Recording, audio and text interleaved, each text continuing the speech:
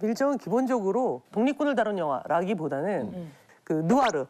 이제 그 뭐 콜드 누아르라고도 얘기하는데 기본적으로 누아르가 되게 차가운 겁니다. 그러니까 되게 비정한 거고. 예전에 아랑드롱 나오는 영화 70년대 초중반을 보면 그거요. 이제 콜드 누아르라는 형식으로 더 좀 차갑고 톤이 다운되고 전체적으로 어두운 푸른 계열로 영화를 쓰면서 고급스러워지는 거죠. 둘이 대화하는 장면의 어떤 영상미도 보편적으로 잡는 드라마였던 화면이 아닌. 근데 그러면 되게 이렇게 형식적이기만 쉬운데 그것의 내용을 잡아주는 게 이 명백한 캐릭터들. 맞아요. 예, 심리 묘사. 예. 그 예를 들어 제가 농담처럼 엄태구 씨는 물에 빠져 죽어가는 아이를 살려줘도 뭔가 나쁜 생각일 것 같은 맞아요. 어떤 그 캐릭터 느낌이 있다면 송강호 씨는 길거리에서 너무나 연약한 사람을 막 때리고 있어도 이유가 있을 것 같은 느낌이 맞아요. 예, 안심이 되는 거죠. 사실은 송강호 씨도 이미지가 많이 변하신 거예요. 국민 배우로 많은 분들이 사랑받으면서 그 몰입감이 생기기 시작했죠. 저는 그 송강호 씨를 보면서 저게 바로 어찌 본다면 일제강점기를 살았던 평범한 사람들의 심리일 수 있겠다. 왜냐면 그 시대는 그런 시대거든요. 늘 선택을 해야 되는 시기였기 때문에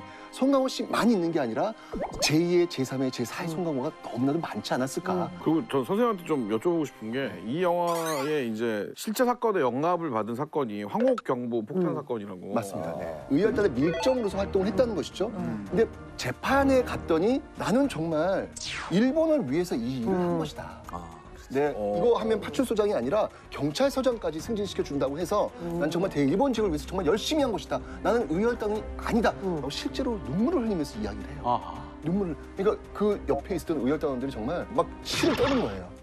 그래가지고 징역 10년을 받아요. 징역 10년을 받는데 문제는 뭐냐면 10년을 다 채우지 않고 중간에 풀려난다는 거예요. 그렇다면 이게 뭐가 있는 거 아니냐는 거죠.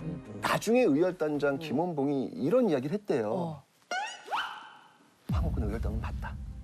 오히려 그러면 법정에서 그렇게 얘기한 것도 다 작전일 수 있다. 그렇죠. 나가면 살 수 있어. 사람이 쥐새끼와 함께 할 순 없지.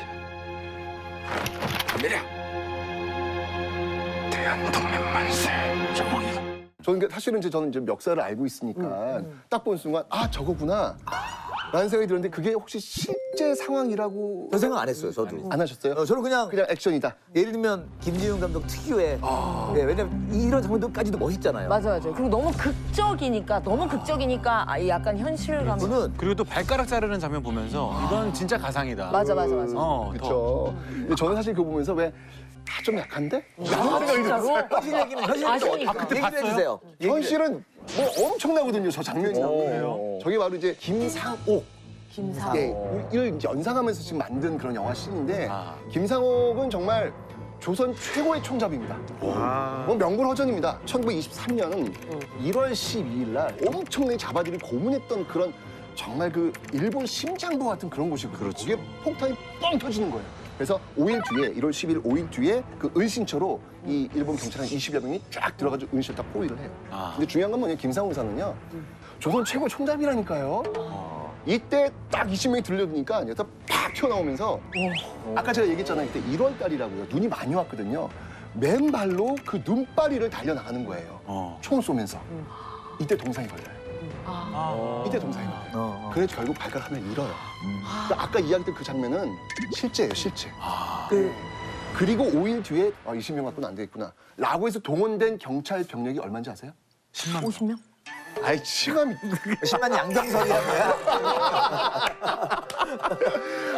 1000명입니다, 1000명. 1000명 잡으려고? 1000명을? 네. 영화엔 1000명이 안 나오는 거예요, 제가 보면서. 무려 3시간 반 동안 총격전이 벌어집니다.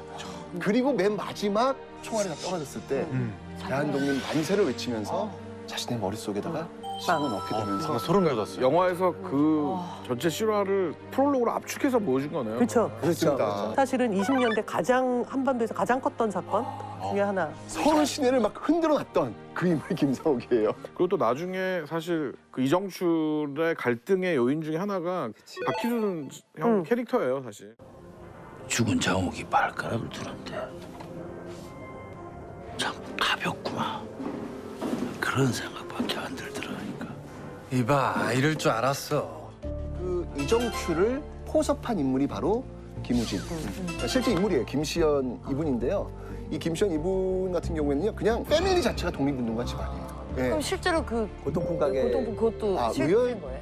의열단원들이 교섭을 하기 위해서 이야기하기 위해서 만나기 위해서 늘 쓰는 방식이에요. 다 가장하는. 그렇죠. 네, 가장 좋은 방법이잖아요. 근데 이 김시현 같은 경우에는 나중에 바로 경성으로 폭탄을 미립하다가 네, 여기 이제 걸리면서 결국 감옥에 갔고 이후에도 감옥에서 풀려나온 이후에도 광복 이후에 또 이게 또 당시 이승만 정부에 저항했던 예, 그러면서 야당 활동하면서 국회의원도 했던 그런 분이기도 해요. 그러니까 1966년에 돌아갔어요. 네네네. 그러니까 어느 정도 근대화의 중심에도 살아계셨던. 놀라운 사건이 이게 김시현 이분이 대단한 게 광복되고 나서 이승만 대통령이 연설을 할 때 이 김시현이 사람을 시켜가지고 암살을 시도해요. 이승만 대통령. 예, 실제로 이승만 대통령이 연설하고 있는데 그 뒤에 총을 들고 오는 장면이 사진에 찍혔어요. 아 진짜요? 야. 아니 선생님이 말씀해 주시는 게 더 영화 같아요. 그러니까 아까 그 얘기 했잖아요. 실제 그분들의 역사 속에 겪었던 일을 저희가 어떻게 상상할 수 있겠어요? 그걸 영화로 진짜. 담기가 참 진짜 어려울 정도로 맞아요. 드라마틱하죠. 근데 이제 이 영화 같은 경우는 그 원하는 원작을 쓴 이지민 작가가 그 모던보이 원작을 쓰신 작가예요. 그 원작이 있었고 감독님이 이제 오셔서 각색을 하면서 이제 액션 씬들이 되게 많이 추가가 된 걸로 알고 있어요. 그러니까 기차 씬 같은 것들을 감독님이 그 영화적으로 많이 집어넣으신 걸로 알고 있어요. 사실 김지훈 감독님께서 기차 안에서 이동샷을 끊지 않고 찍기 위해서 국내에서 가장 긴 세트장을 찾았고 실제 크기의 기차 3칸을 연결해서 만들었대요. 세트장 문을 열고 들어가면 바로 기차 출입문이 그냥 바로 보일 정도였대요. 밀정 그리고 암살, 꿀잼골이 뭐가 있었을까요? 영화에 공통적으로 등장하는 인물이 있잖아요. 바로 김원봉. 네, 이 사람을 빼놓고는 이 이야기를 할 수가 없는. 조승우 씨였고 그렇죠. 이병헌 씨. 아 이병헌 씨는 정체산이었나요? 정체산의 산자가 약산 김원봉 그거가 약산. 선생의 네, 한자를 따온 거라 맞아요. 그러더라고요. 근데 이걸 한 사람의 캐릭터라고 생각하기에는 너무 달랐어요. 그러니까 조승우 씨는 좀 약간 섬세하고 좀 이런 느낌이고 이병헌 씨는 완전 이 대장부 약간 싸의 느낌이고. 우리 김지훈 감독님 조금 더 카리스마적이고 상징적인 존재, 신비한 존재. 암살에서 네, 정말 실물을 보는 네, 지략가. 두 개의 이미지를 같이 안고 있다는 생각이 들어요. 사실은 근데 김원봉이 그렇게 잘생겼어요. 기가 막히게 잘생겼어요. 리얼리티였어. 리얼리티였어. 게다가 원변이 너무 좋아요. 아이고. 이분 한번 연설 딱 뜨면요. 이럴 정도로 조승우 씨와 이병헌 씨 이미 와. 맞춘 게 김원봉이다. 둘 다 완벽한데 이게 공존한다라는 거는 김원봉 선생 결국 어떻게 되셨어요? 우리나라 그 항일 독립운동에 있어서 가장 먼저 떠오르는 사람이 누가 있으세요? 김구 선생님이 딱 떠오르잖아요. 그 김구 선생님과 양대 축이 바로 김원봉이라고 보시면 돼요. 예, 일제가 이 김원봉을 가장 두려워했습니다. 왜 그랬냐면 지붕과 지붕을 뛰어다니면서 김상옥이 막 총격전을 벌이고 있잖아요. 뿐만 아니에요. 또 다른 의열단원 보시면요. 그러니까 김익상이라고 있어요. 김익상은 뭐냐면 조선 총독부의 폭탄 넘쳤던 인물, 그리고 유이 빠져나가지고 상하이에서 일본 대장 또 쏴주고 있던 인물. 이분이 김익상. 일본에서는요, 일본 왕이 살고 있는 그 청왕궁에다 폭탄 던졌던 그런 인물도 김지석. 나석주도요, 식산은행하고 이 동양 척식 주식회사 지금 명동거리거든요. 네, 거기에 나타나 또 총격전 벌이면서 폭탄 던졌던 그런 인물. 그러니까 막 뻥뻥뻥뻥뻥뻥 터지는 그 인물들의 단장이 김원봉이에요. 이거는 가만 내둘 수가 없는 거예요. 현상금이 얼마 붙었냐면 김구한테 200억이 붙었어요. 우리 돈으로. 와. 그 당시 김원봉한테 320억이 붙어요. 어마어마한 존재가 바로 이 김원봉이었던 것이죠. 우리 배울 때 국사책에 나왔었나요? 안 나왔어요. 안 나왔어요. 아니 근데 이런 분이 왜 안 왜 나오지? 우리가 모른다는 그러니까 게 왜 그런 거예요? 너무 또 가슴이 아파요. 어. 친일 악질 경찰의 대표적인 인물이 노덕술이거든요. 노덕수, 예. 그 이 노덕술이 광복 이후에 김원봉을 잡아요. 어떤 그 자기가 생각이 다르면 여운형도 그때 암살되고 그러거든요. 이런 상황에서 도저히 이곳에서는 있을 수 없겠다라고 그다음에 이념 때문에 잡히는 거예요. 넘어간 거예요. 북으로 넘어가세요.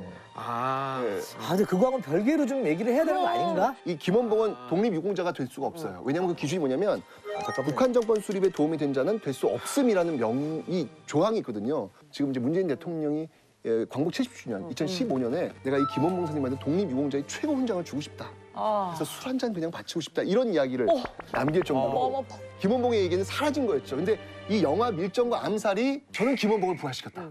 그렇죠, 그렇네요. 그렇죠. 적어도 일제 강점기에 정말 우리 족의 독립을 위해서 자신의 청춘을 다 바친 그런 분들은 우리가 정말 그에 합당한 평가를 좀 해줘야 되지 않을까.